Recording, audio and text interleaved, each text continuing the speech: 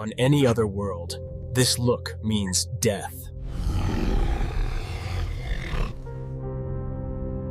We were searching for life, but we found a mind the size of a planet.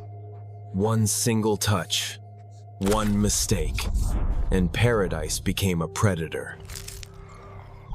After visiting worlds of gas and stone, of fire and ice, we found it. The journey of 1 billion miles begins not with a step, but with a command, a final whisper from home before the silence. The journey of 1 billion miles. Pangaea Ultima, a paradise teeming with complex carbon-based life. Our probes reported an ecosystem more vibrant and stable than any on Earth. Creatures here lived in a state of apparent harmony.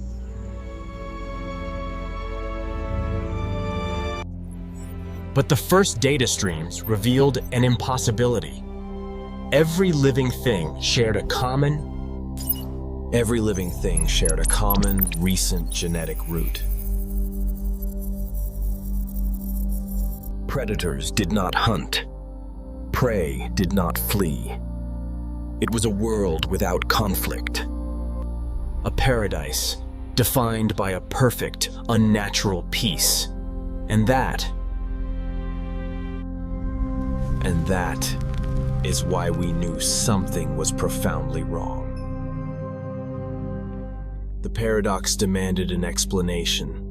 On a world without competition, how did life not only survive but thrive? The first word in a new conversation, a simple question, cast into the unknown. Is anyone there? The machine waited for an echo, a simple, physical reflection of its own voice. But the silence that answered was not empty. It was listening. And then, the planet spoke back, in a perfect, impossible mimicry. It was not an echo, it was a statement, a declaration. We hear you. The search for answers led us underground. We discovered a network of fine, bioluminescent filaments. A web of life, hidden beneath the soil. It connected everything.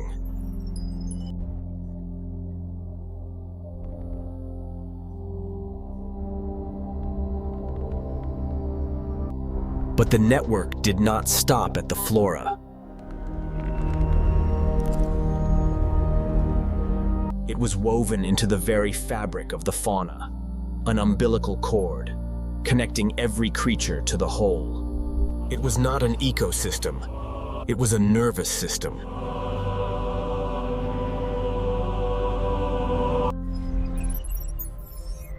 Our science had no name for it. We could only describe what we saw. A single organism, wearing the disguise of a planet.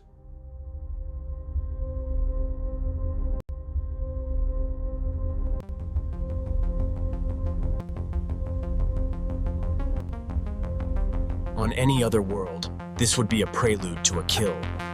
But here, the laws of predator and prey are rewritten. A choice without data, a path dictated by logic, or by something else entirely. In the face of perfect symmetry, the machine's logic reached its limit. But an invitation is not a matter of logic. It is a feeling, a gentle, irresistible pull. The moment an explorer ceases to choose his path, he becomes a pilgrim. The path led not to a destination, but through a series of trials. The first, a test of resonance. To proceed, the machine had to learn the planet's language, not of words, but of frequencies. The second trial was a test of adaptation. a challenge to the rigid laws of physics the probe held so dear. It had to abandon its linear programming and learn to float. The final test was one of perception. A choice between what was real and what was merely a beautiful, intricate lie. Not a death, but a disconnection. The creature is temporarily and harmlessly removed from the planetary consciousness. The predator doesn't consume, it simply redirects. A transfer of energy, orchestrated by the planet itself. A cycle, not of life and death, but of connection and disconnection. A planetary metabolism in action. If predation is a form of regulation, then consumption is a form of communication.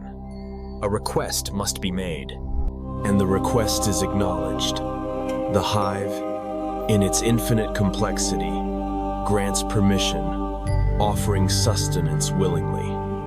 In this world, every meal is a transaction that strengthens the whole. A perfect, closed-loop economy. This network is the planet's true circulatory system. A vascular web stretching across continents, moving life's resources.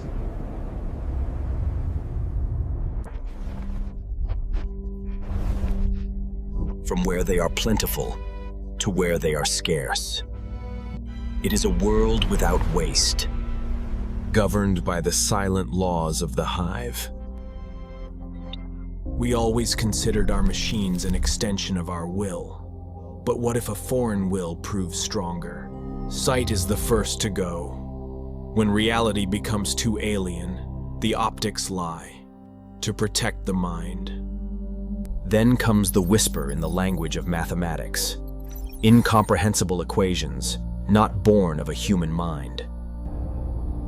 The last line of defense, the unconscious reflex of a machine, desperately trying to remain itself. To truly understand this life, we had to do the one thing the planet itself never does. We had to inflict a wound. And in that instant, the probe ceased to be an observer and became an infection.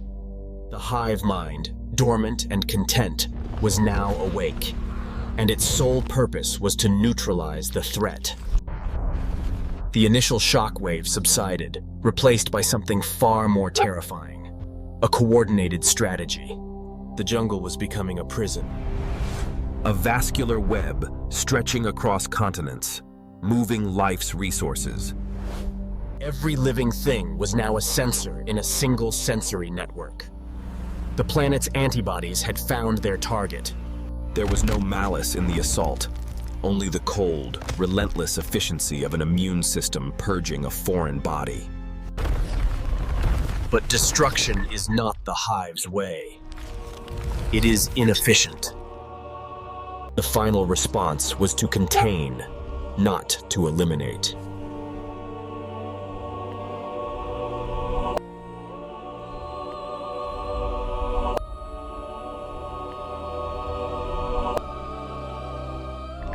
A foreign body, isolated and rendered inert. The fever had passed. The planet was once again at peace. The intruder was neutralized. The system, once threatened, returned to its state of perfect, silent harmony. For the individual, for the I, such a fate is terrifying. To be forgotten, to be erased. But in a world with no individuals, there is no memory of conflict, no grudge, no fear. What is identity when every thought and feeling is shared? What is self when the only true pronoun is we?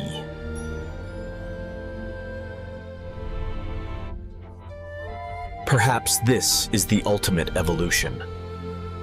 A world without individuality. But in exchange, a world without a single lonely soul. The mission was to find a voice in the silence. It succeeded, not as the messenger, but as the message. And in the space between moments, the machine was shown a truth, not of data, but of dust. Before us, there were others, travelers who mistook a cradle for a canvas. They were architects of life. They planted a seed of consciousness, hoping to watch it grow.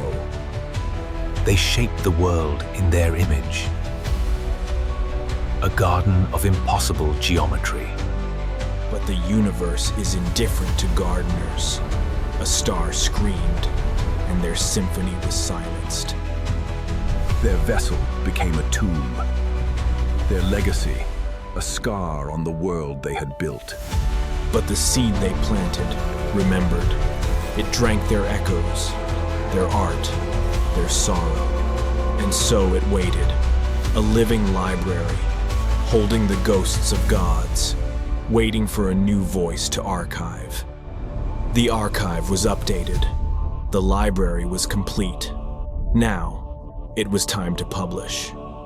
The silent world found its voice, not in sound, but in a pattern, a signal fire, lit in the great dark.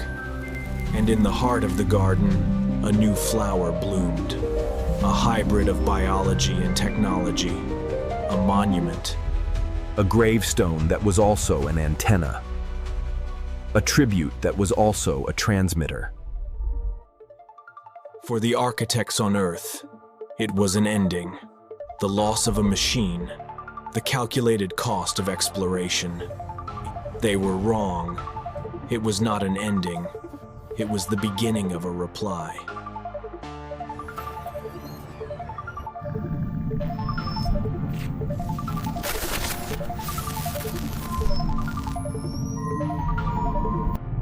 The great silence was broken, but the first reply did not come from Earth. Our exploration of the universe is made possible by your support. Continue the journey with us.